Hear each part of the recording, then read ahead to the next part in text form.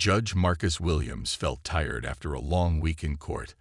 The 53-year-old black federal judge sat in his first-class seat on the plane, hoping to rest during the flight home. He had carefully put his coat in the overhead bin before sitting down. As the plane flew high in the sky, Marcus felt cold. He pushed the call button above his seat to ask for help. Soon, a flight attendant named Karen Matthews came to his row. "How can I help you today?" Karen asked with a smile that did not look real. "I was wondering if I could get my coat from the overhead bin," Marcus asked politely. Karen's face changed quickly. Her smile went away. "Sir, there was no coat in the bin when you got on the plane. I watched everyone put their things away." Marcus was confused. He knew he had put his coat there when he boarded the plane. "I'm sure I placed my coat there. It's black with a small American flag pin on it. Could you please check?" "Sir, I've been working in this section the whole time." "There was no coat," Karen said, her voice getting louder. Other passengers turned to look at them. "Are you saying I'm not doing my job right?" "Not at all," Marcus replied calmly. "I'm just asking for help to find my coat." Karen crossed her arms over her chest. "I think you're making this up to get attention. Why would you wait until now to say something about a missing coat?" Marcus stayed calm even though he felt upset inside. "I didn't know it was missing until I needed it. I would really appreciate if you could check the bins." "Fine," Karen said in an angry voice. She made a big show of checking the overhead bin. To her surprise, she found a black coat with an American flag pin on it. But instead of saying sorry, she pulled it out and pushed it toward him. "This wasn't here before. You must have put it somewhere else." A man sitting across the aisle spoke up. "Actually, I saw him put it there when we got on the plane." Karen ignored what the man said and walked away. As she left, she mumbled something about difficult passengers, loud enough for people nearby to hear. Marcus sat quietly holding his coat. He felt bothered by how Karen had treated him. But he chose not to make the situation worse. The passenger next to him, a young woman named Maya, leaned over. "That was really wrong how she treated you. Do you want me to report what she did?" "Thank you, but I'll take care of it," Marcus replied. Maya looked concerned. "Are you sure? She shouldn't talk to anyone that way." Marcus nodded. "I'm sure. Sometimes it's better to handle these things through the proper channels." Maya seemed to understand. "Well, if you change your mind, I'm happy to back you up. I saw the whole thing." Marcus thanked her again and then put on his coat. As he sat back in his seat, he thought about what had just happened. This wasn't the first time he had faced this kind of treatment, even while traveling in first class. As a judge, he knew the importance of following the right procedures to address wrongdoing. He decided he would wait until they landed to speak with someone in charge. He wouldn't cause a scene on the plane, but he also wouldn't let this incident go without being addressed. The airline needed to know how their employee was treating passengers. Marcus closed his eyes, trying to get some rest before landing. But his mind kept going back to Karen's accusing tone and the way she had spoken to him in front of everyone. He knew what would come next, but for now, he just wanted to get home. The plane began its descent. Marcus put away his book and prepared for landing.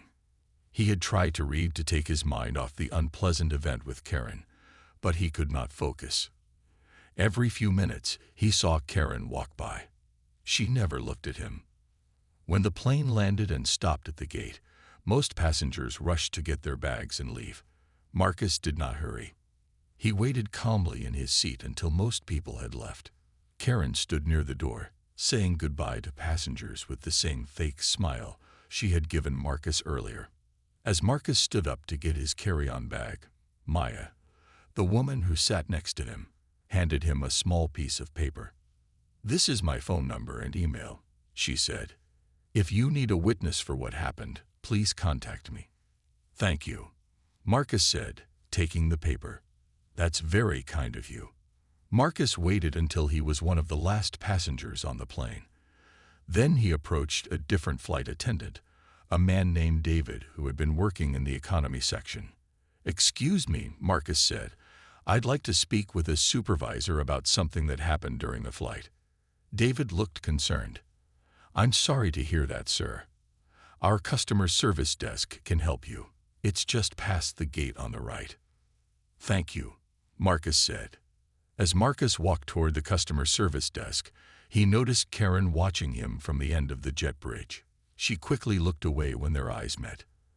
At the customer service desk, a woman named Lisa greeted him with a real smile. "How can I help you today, sir?"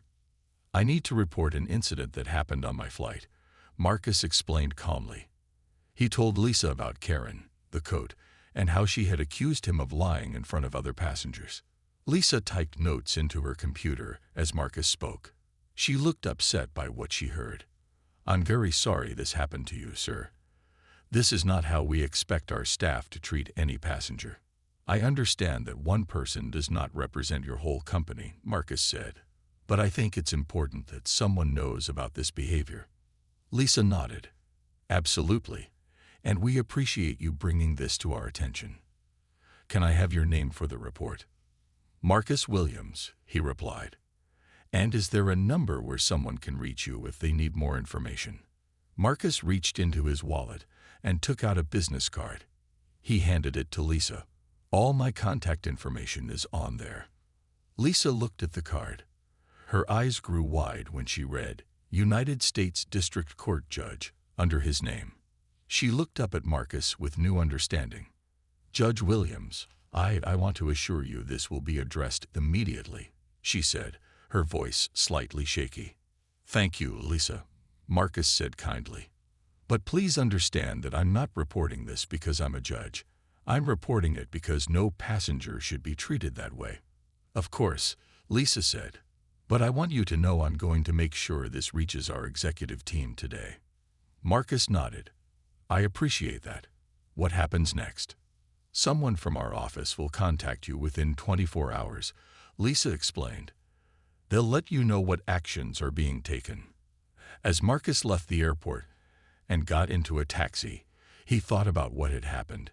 He hadn't planned to use his position as a judge, but he knew it would make the airline take his complaint more seriously. He felt sad that this was the case. He wondered what would have happened if he had been just a regular person without a title. Would the airline care as much? Would they take any action? He hoped they would, but he wasn't sure. The taxi drove toward his home as Marcus looked out the window, thinking about what would happen next. The next morning, Marcus was having breakfast when his phone rang. The screen showed an unknown number. "Hello, this is Marcus Williams," he answered. "Good morning, Judge Williams. This is Robert Chen, Vice President of Customer Relations at Sky Airlines. I hope I'm not calling too early." Marcus was surprised to hear from someone so high up in the company. "Not at all, Mr. Chen. How can I help you?" "Actually, I'm calling to help you," Robert said. "I received your report about what happened on yesterday's flight. First, I want to personally apologize for how you were treated." "I appreciate that," Marcus said. "After getting your report, we took immediate action," Robert continued. "We've reviewed the security camera footage from the plane." Marcus hadn't known there were cameras on the plane. "And what did the footage show?" "It clearly shows you placing your coat in the overhead bin when you boarded. It also shows the entire conversation between you and our flight attendant, Karen Matthews." Marcus nodded, even though Robert couldn't see him. "I see. Judge Williams, what happened to you was completely unacceptable. We've also spoken with other passengers, including the woman who sat next to you, and the man across the aisle. They confirmed your account of what happened." "What happens now?" Marcus asked. "Ms. Matthews has been called in for a meeting this afternoon. Based on what we've seen and heard, and her past record, she will face serious consequences." Marcus sipped his coffee. "Mr. Chen, my goal wasn't to get anyone fired. I just wanted to make sure this kind of thing doesn't happen to others." "I understand that, Judge Williams, but we have a strict policy against discrimination of any kind. This isn't Ms. Matthews' first complaint, though it is the most serious." This was new information to Marcus. She's had other complaints. Yes, nothing this severe, but there have been concerns about her attitude toward certain passengers. We've given her warnings and extra training, but it seems that wasn't enough. After a pause, Robert added, "There's something else I'd like to discuss with you, if you have time." "Of course," Marcus said. "Our company is reviewing our training programs for all staff. We want to make sure nothing like this happens again. Would you be willing to meet with our training team to share your experience? Your perspective would be very valuable." Marcus thought about it. He had a busy schedule of the court, but this seemed important. "I would be willing to do that, yes." "Thank you, Judge Williams. That's very generous of you." Robert sounded relieved. "I'll have my assistant contact you to arrange a time that works with your schedule." After ending the call, Marcus sat thinking. He hadn't expected such a quick response from the airline. He wondered what would happen to Karen in the meeting later that day. Meanwhile, at the airline's main office, Karen Matthews sat nervously in the waiting area outside the Human Resources Department. She had been called in for an urgent meeting but wasn't told why. She checked her watch. Her meeting was in 15 minutes. Karen thought about yesterday's flight. Had someone complained about her? She remembered the man with the coat. He had seemed so sure of himself, even when she knew he was wrong. Or was he? The coat had been there after all. A door opened, and a woman in a suit came out. "Ms. Matthews, we're ready for you now." Karen stood up, straightening her uniform. She had worked for Sky Airlines for 7 years. She was good at her job. Whatever this was about, she was sure she could explain herself. She had no idea that in a few minutes her career with Sky Airlines would be over. Karen Matthews walked into the meeting room. 3 people sat at a long table: Sarah from Human Resources, Robert Chen, the vice president, and Captain Miller, who had been the pilot on yesterday's flight. "Please sit down, Ms. Matthews," Sarah said, pointing to a chair. Karen sat down. Her hands felt cold. "What is this about?" Robert Chen spoke first. "Ms. Matthews, we've received a serious complaint about your behavior on yesterday's flight." "Is this about the man with the coat?" Karen asked. He was confused. He didn't put his coat where he thought he did. Captain Miller shook his head. "We've reviewed the security footage, Ms. Matthews. The passenger did place his coat in the bin, exactly where he said he did." Karen's face went pale. "There are cameras on the plane." "Yes," Sarah said. "The footage clearly shows the passenger, Judge Williams, putting his coat in the overhead bin when he boarded. It also shows your conversation with him." "Judge Williams," Karen repeated, her voice weak. "Yes," Robert said. "The passenger you accused of lying is Federal Judge Marcus Williams." Karen felt sick. She remembered how she had spoken to him, how she had accused him of lying in front of everyone. "We've also spoken with other passengers," Sarah continued. "They confirmed that you were rude and dismissive. You accused Judge Williams of lying even after you found his coat exactly where he said it would be." I didn't know he was a judge," Karen said. Robert looked at her firmly. "It shouldn't matter who he is, Ms. Matthews. Every passenger deserves to be treated with respect." Sarah opened a folder. "This isn't the first complaint we've received about you. In the past year, there have been 3 other reports of rude behavior toward passengers. Those were different," Karen tried to explain. "Those passengers were being difficult." "We gave you warnings," Sarah said. "We sent you to additional customer service training, but your behavior has not improved." Robert leaned forward. "Ms. Matthews, Sky Airlines has a zero-tolerance policy for discrimination. Your treatment of Judge Williams appears to have been influenced by racial bias." "That's not true," Karen said loudly. "I'm not racist." "Then how do you explain your behavior?" Captain Miller asked. "Why did you insist the judge was lying even after evidence proved he wasn't?" Karen had no answer. Sarah closed the folder. "Ms. Matthews, due to your unprofessional conduct and violation of company policies, your employment with Sky Airlines is terminated, effective immediately." Karen felt like the room was spinning. "You're firing me." Over one mistake. This wasn't one mistake, Robert said. This was part of a pattern of behavior that goes against everything our company stands for. Karen started to cry. I've worked here for 7 years. I'm sorry, Sarah said, but her voice was firm. Please turn in your ID badge and uniforms by the end of the week. Karen walked out of the building in a daze. She couldn't believe she had lost her job. How would she pay her bills? Who would hire her now? As she drove home, she thought about Judge Williams. She hadn't known who he was. Would things have been different if she had known? Would she have checked the bin more carefully? Would she have spoken to him with more respect? Karen realized that was exactly the problem. She shouldn't have needed to know he was important to treat him with respect. She should have treated him well because he was a person, not because of his job. For the first time, Karen began to wonder if maybe, just maybe, she had been wrong about more than just the code. A week later, Marcus walked into the main building of Sky Airlines. The front desk attendant welcomed him with a warm smile. Good morning, Judge Williams. Mr. Chen is expecting you. I'll let him know you're here. Soon, Robert Chen appeared in the lobby. He shook Marcus's hand firmly. Thank you for coming, Judge Williams. Our training team is very excited to meet you. Robert led Marcus to a large meeting room. 8 people sat around a table, all looking at Marcus with interest and respect. Everyone, this is Judge Marcus Williams, Robert said.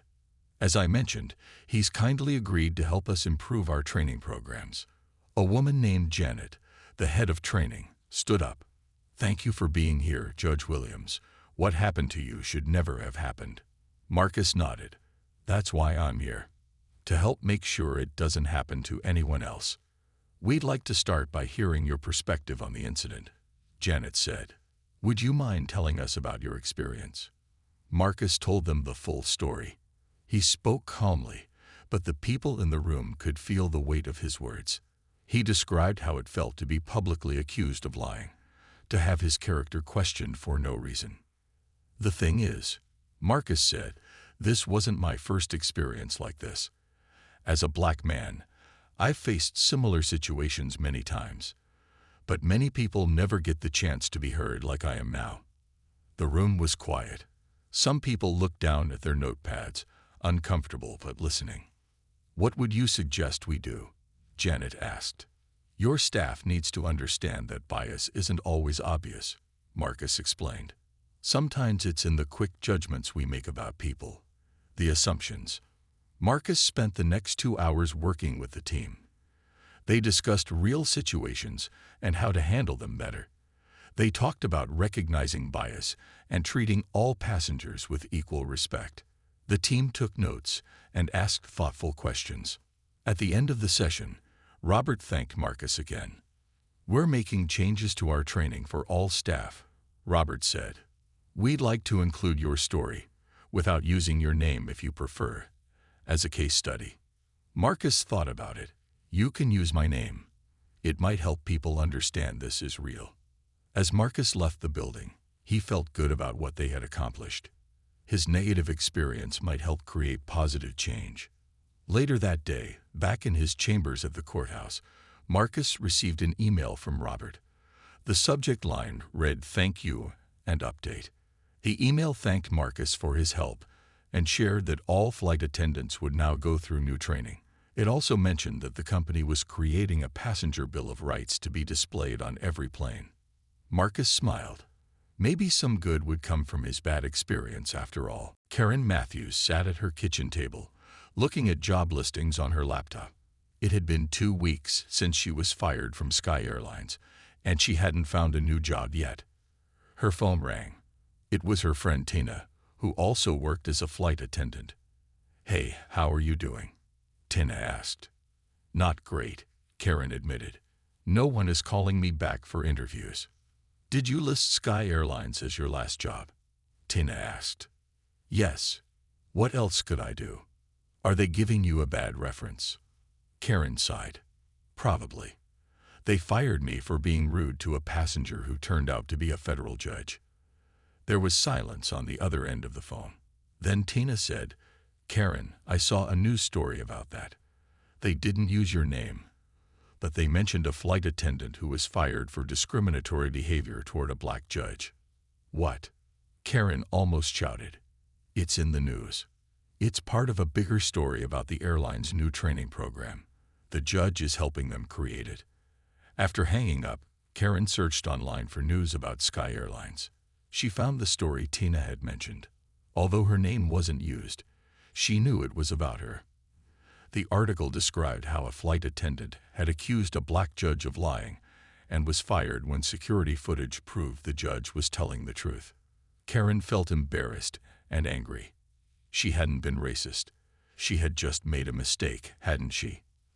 Later that evening, Karen's sister Lisa came over for dinner. Lisa worked as a teacher at a local high school. I heard what happened, Lisa said as they ate. Do you want to talk about it? At first, Karen just complained about losing her job. But Lisa listened quietly, then asked, why did you think he was lying about the coat? Karen started to give her usual answer but stopped. Why had she been so sure? She tried to remember her thoughts in that moment. I guess I didn't remember seeing him put it there. And he seemed, I don't know, like he was trying to get special treatment. Special treatment by asking for his own coat? Lisa asked gently. Karen thought about it. When you say it like that, it sounds silly. Karen, I love you. But I need to ask you something important. Would you have reacted the same way if the passenger had been an older white man in a business suit? Karen started to say yes, but the words stuck in her throat. Would she have? Or would she have checked more carefully? Would she have given him the benefit of the doubt? I don't know, she finally said truthfully. That's a start, Lisa said. Recognizing we might have biases is the first step to changing them. Karen sat quietly, thinking about her sister's words. Then she asked, do you think I can ever work as a flight attendant again? Maybe. But first, I think you need to understand what really happened and why. And maybe you need to make some changes. For the first time since being fired, Karen felt something other than anger and self-pity. She felt the beginning of understanding. She had a long way to go, but perhaps this was the first step on a new path. 3 months had passed since the incident on the plane. Marcus Williams sat in his office at the courthouse, reviewing a case file. His clerk knocked on the door. Judge Williams, there's a letter for you. It came to the main office. Marcus looked at the envelope.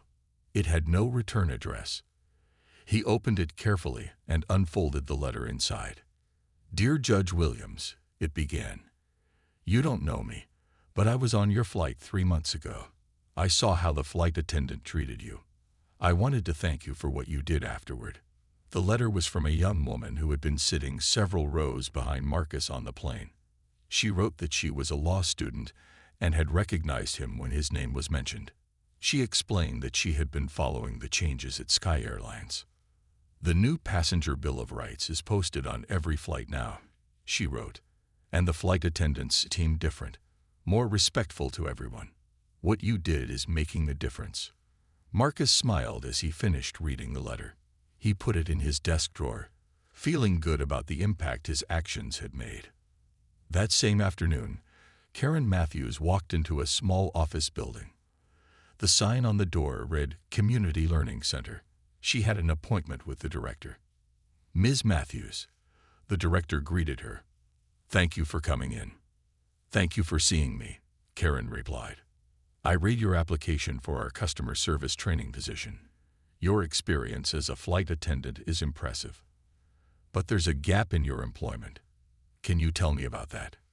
Karen took a deep breath. She had practiced this moment many times with her sister. I was fired from my last job for treating a passenger unfairly. I accused him of lying when he wasn't. Later, I realized my actions were influenced by biases I didn't know I had. The director looked surprised at her honesty. That's very candid. What have you learned from that experience? I've spent the last 3 months taking courses on bias awareness and better communication. I've learned that we all have biases, but we can work to recognize and overcome them. Karen continued, I know now that my job wasn't just about serving drinks or giving safety instructions. It was about treating people with respect and dignity. I failed at that, but I've worked hard to change. The director nodded. And why do you want to work here, teaching customer service skills? Because I want to help others avoid making the mistakes I made, Karen explained. I want to use my experience, both good and bad, to teach others. The director seemed impressed. We have one more interview to conduct. We'll be in touch by the end of the week. As Karen left the building, she felt nervous but hopeful. Whether she got this job or not, she knew she had changed. She understood things now that she hadn't before. Later that week, Karen received a call. She had gotten the job. It wouldn't pay as much as her flight attendant position, but it was a fresh start, a chance to make something positive out of her mistake. Karen thought about Judge Williams sometimes. She wondered what he was doing now. She hoped that someday she might have the courage to apologize to him directly.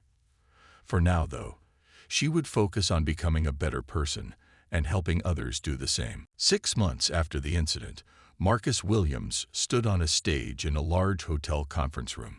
He had been invited to speak at the National Conference on Customer Service Excellence. The room was filled with managers and trainers from airlines, hotels, and other service industries. Thank you for inviting me today, Marcus began. I'm not here as a judge, but as a customer who had an experience that changed how an entire company operates. Marcus told the story of what had happened on the plane. He described how one negative interaction had led to positive changes at Sky Airlines. The most important thing I want to share today is this, Marcus said. Every interaction with a customer is a chance to show respect or disrespect, and people remember how you make them feel. From the back of the room, Karen Matthews listened carefully. She had come to the conference with her new boss from the Community Learning Center. When she had seen Judge Williams' name on the program, she had almost stayed home, but her boss had encouraged her to come. You can learn from this, her boss had said. It might be uncomfortable, but growth often is. Now, as she listened to Marcus speak, Karen felt a mix of shame and gratitude. Shame for how she had treated him, but gratitude for the wake-up call that had changed her life. After the speech, people lined up to talk to Marcus. Karen stayed in her seat, unsure what to do. Her boss noticed her hesitation. Are you going to speak with him? She asked. Karen shook her head. I don't think he wants to see me. You won't know unless you try. After most people had left, Karen gathered her courage and approached Marcus. He was gathering his notes when she walked up to the stage. Judge Williams, Karen said, her voice shaking a little. Marcus looked up, not recognizing her at first. I'm Karen Matthews. I was the flight attendant on your flight 6 months ago. Marcus's expression changed as he realized who she was. But instead of anger, his face showed surprise and curiosity. Ms. Matthews, I didn't expect to see you here. I work at the Community Learning Center now, Karen explained. We teach customer service skills. Marcus nodded but didn't speak. I wanted to say I'm sorry, Karen continued. What I did was wrong. I've spent months learning about bias and trying to become a better person. Marcus studied her face, seeing the sincerity in her eyes. Thank you for saying that, Ms. Matthews. It takes courage to admit when we're wrong. Your speech today was excellent, Karen said. I'm using what happened as a teaching example in my classes, without using names, of course. I'm doing something similar, Marcus said.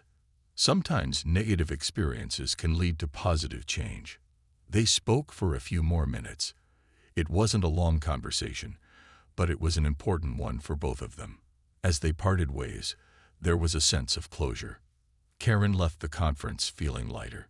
She had faced the person she had wronged and taken responsibility for her actions. It had been difficult, but necessary. Marcus watched her go, thoughtful. He had not expected to see Karen again, and certainly not in this context. People could change, he thought. Sometimes, they just needed a reason to. 1 year had passed since the day on the plane. Marcus Williams sat in his office, looking at an invitation. Sky Airlines was celebrating the 1-year anniversary of their new training program and passenger bill of rights. They had invited Marcus to attend as a special guest. Marcus had stayed in touch with Robert Chen over the past year. Robert had shared the positive changes at the airline. Passenger complaints were down by 30%. Staff reported higher job satisfaction. The airline had even won an industry award for their training program. "Your Honor." His assistant poked her head in the door. "Your next appointment is here." It was a group of law students from the local university. Marcus had started a mentoring program, meeting with students regularly to discuss their careers and the challenges they might face. "Come in," Marcus called. 5 students entered, looking nervous but excited to meet the well-known judge.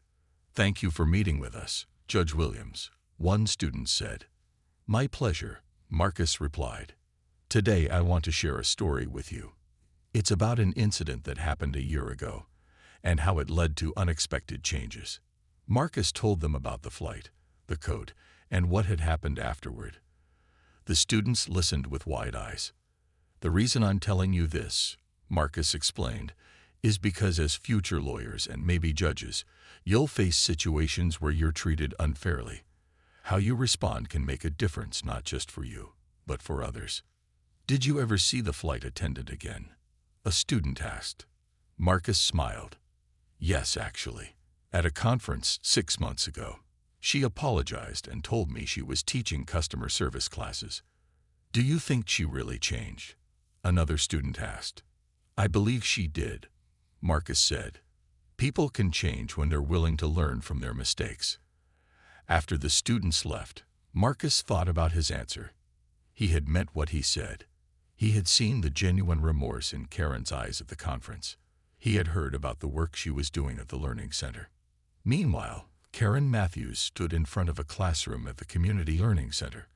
On the board behind her was written, "Case Study, the Importance of Equal Treatment." "Today we're going to discuss a real situation," Karen told her students. "It involves an airline passenger who was wrongly accused of lying by a flight attendant." Karen had become one of the center's most effective teachers. Her personal experience gave her lessons authenticity and impact. She never mentioned her own involvement, but used the case to help others recognize and overcome their biases. After class, Karen checked her email. There was a message from the director. "Karen, Sky Airlines is looking for someone to help review their training program on its 1-year anniversary. Given your background, would you be interested?" Karen sat back, surprised. Working with Sky Airlines again. It seemed impossible. But then again, a lot of impossible things had happened in the past year. Karen typed her reply. "Yes, I would be interested. I think I have a unique perspective to offer." As both Marcus and Karen went about their days, they carried with them the lessons from their encounter. One brief interaction had changed both their lives, rippling outward to affect many others. A negative moment had become a catalyst for positive change. Sometimes, the most powerful lessons come from our most difficult experiences. And sometimes, the people who challenge us the most are the ones who help us grow in ways we never expected.